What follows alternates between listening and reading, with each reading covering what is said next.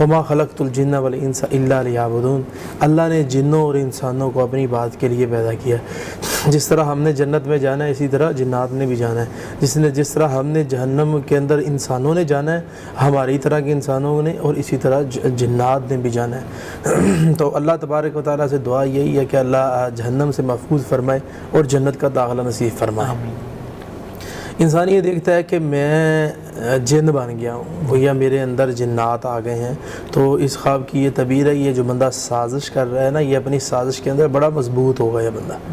یعنی سازشی بندہ خواب میں یہ دیکھ لیتا ہے کہ میں جن بن گیا ہوں یا جنات میرے اندر آ گئے، تو اس کی تعبیر یہ ہے کہ یہ بندہ اپنی سازش میں بڑا مضبوط ہوگا۔ اور اسی طرح خواب کے اندر انسان دیکھتا ہے کہ جن ہے، جن اس کے گھر کے قریب ہیں،